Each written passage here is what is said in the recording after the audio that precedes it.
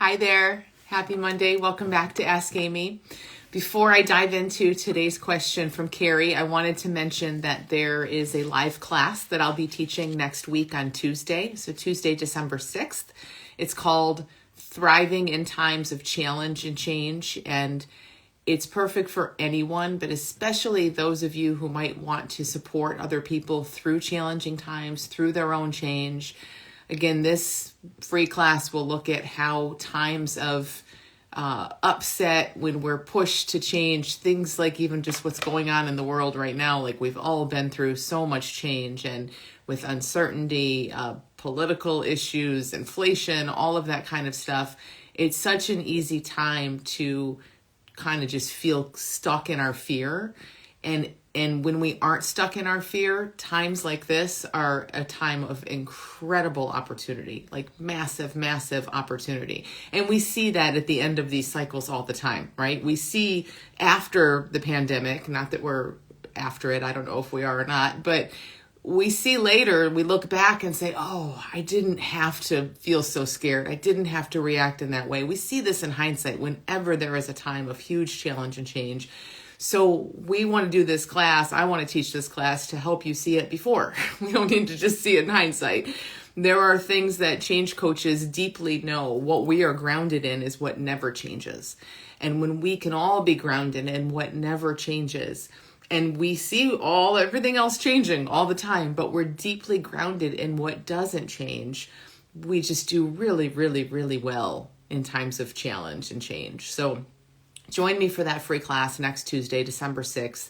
I'll put the link here somewhere where you can sign up to join that class. Okay, so today I have a question from Kerry, and it's about health anxiety, which she's experiencing. So she says, can you offer me some insight into how to work with my fear and anxiety? I've recently read your book and really enjoyed it, and it made a lot of sense to me, but I'm not quite sure how to relate it to my own situation. For the past 20 years, I've suffered with health anxiety, always thinking the worst case scenario.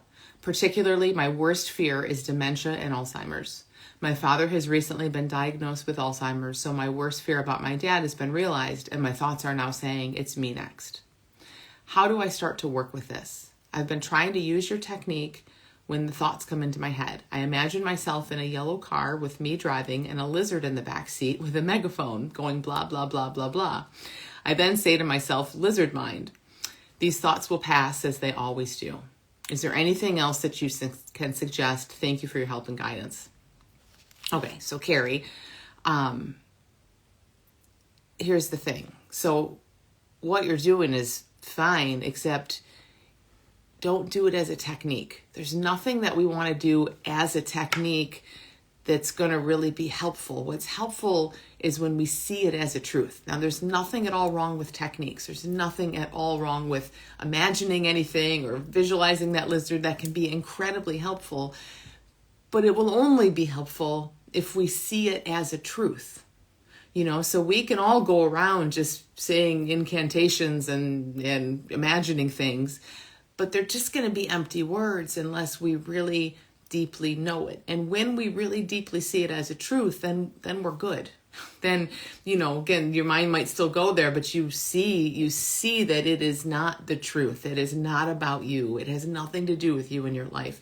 That is the kind of insight that we want you to have. And that as you start to see that more deeply and have that insight for yourself, this just will not affect you the way that it does. So I want to say it this way. You aren't afraid of dementia and Alzheimer's. Now, I know that's what your mind is talking about all the time. And when your mind talks about that and gives you those pictures and stories and images, you feel fear. So of course, we say, oh, I'm afraid of getting dementia and Alzheimer's. That's my big fear. That's what I'm afraid of.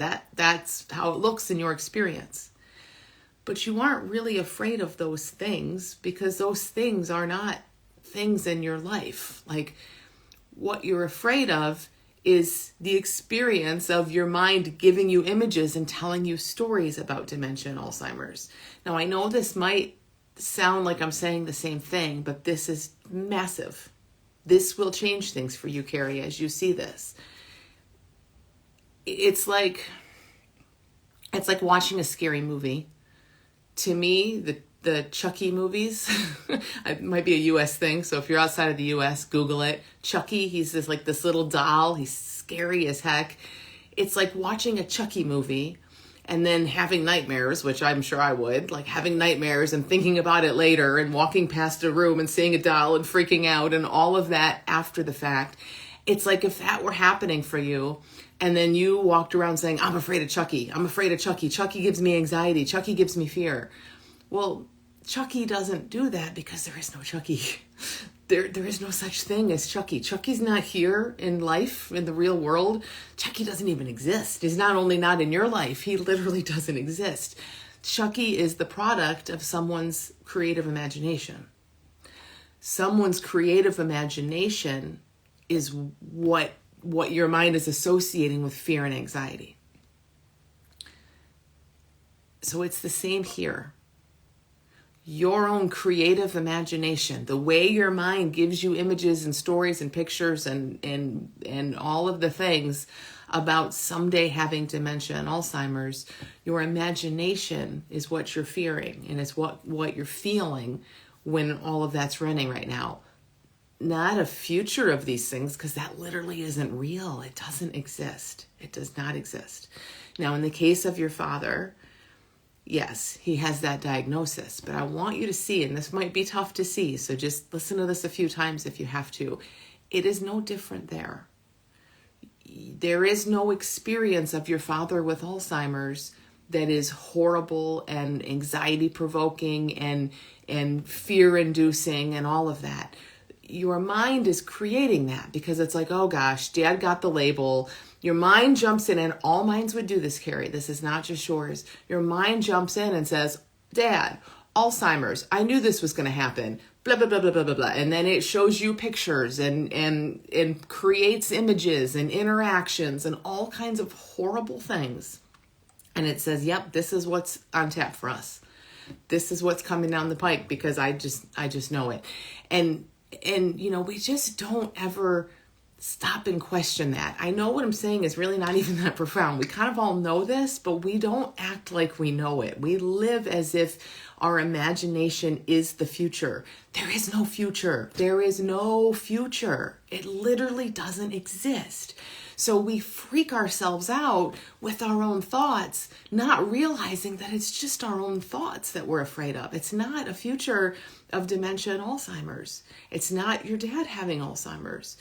He's just him living in whatever experience he's living in right now. You don't know how that's going to go. Now, it's tough, I know, because the mind loves to just have its beliefs and then bring in evidence for its beliefs. So it'll tell you all kinds of stats and data and how it tends to go and all of that. And that's not that the statistics aren't right on some level, but they have nothing to do with you. They have nothing to do with your father. They have nothing to do. They don't tell you anything about how things are going to go with him, with your health, with his health, a month from now, 6 months from now.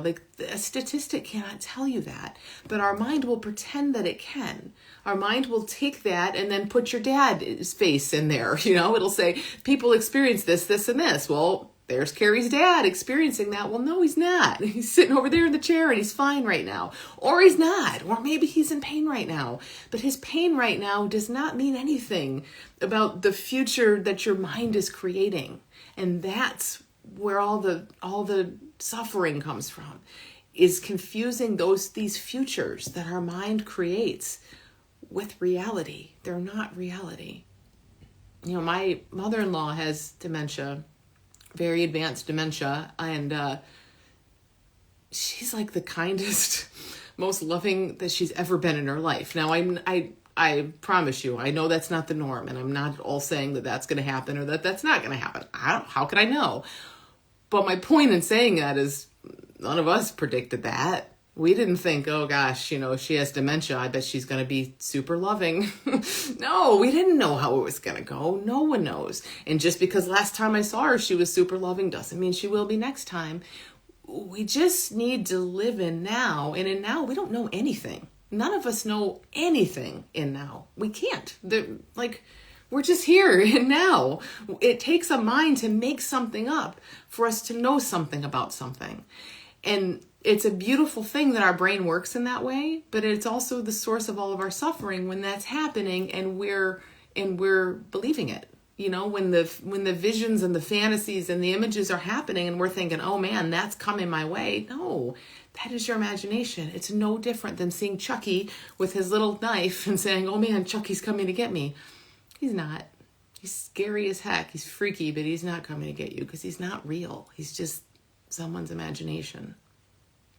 So I know this is hard to hear, and I want you to listen to this a few times, but truly, this is where it's at, Kerry. When you can see that you aren't afraid of what you think you're afraid of of the output of this creative process of a mind, that changes everything.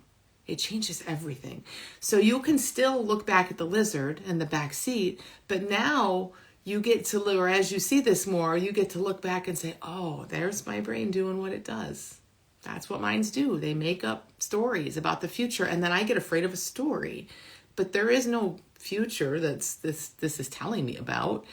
You know, that you're just afraid of the creative process, and that's how it goes for us. But when we see that, I hope you can see how that really, really changes everything. We are so resilient, and you have been so resilient, even with all of these years of health anxiety, 20 years of health anxiety, as you say. I'm sure you've had some health issues and you have dealt with them in ways that are not at all how your mind has told you they'd go. I know that's the case. I would bet my life on it. That points to something. Your mind doesn't know. Your mind does not know how things are going to go. So it's really huge. Also, I just want to mention, when you're feeling this stuff, feeling the anxiety, feeling the fear, feel it. And remember that what it's showing you is you're believing a story. So what tends to happen is we feel a little fear or anxiety rise up and we push it away, or we distract, or we freak out, or, you know, we don't want to feel it because it feels really telling and personal. So we push it down and then it makes it so much worse. I work with people to really feel this stuff. Like, okay, come on in. Thank you. Thank you for showing me that I'm believing a story. This is just my Chucky. That's all it is right now. There's no real threat. There's no real problem in this moment. There is nothing that my imagination is creating is the case, and it's not going to be the case. So I'm just here now feeling an imagination play out. It has to feel like anxiety and fear when we're believing a lie, because that's the design, to get our attention. You don't want to go through life believing lies and not have any feedback about that. The fear and the anxiety that you're wanting to work with are the feedback mechanisms. So they're perfect. They're absolutely perfect. Feel them, welcome them, thank them, know what they're showing you. I really want to recommend that you go through the Little School of Big Change with us in February. That's the guided course that I lead. You would for sure leave seeing this really, really differently. It's so simple once you see it. It's almost like we've just been looking over here and we just need a little tweak. And then it's like, oh, I'm afraid of thoughts. I'm not afraid of what I thought. And that's very, very possible for you, Kerry. It's possible for anyone. So please consider looking into that course, because I know in the 6 weeks of that course, you would see this incredibly differently. And also, you mentioned reading one of my books, but not which one. And I'm guessing it's the Little Book of Big Change because of the lizard reference. I would read Just a Thought if you haven't read it yet. My book, Just a Thought, really sheds a lot of light on this too. It's very much more about this, about how our thoughts create these realities for us. So check that one out. So thank you so much for your question. Thanks everyone for listening, and I'll see you guys next Monday. Have a great week.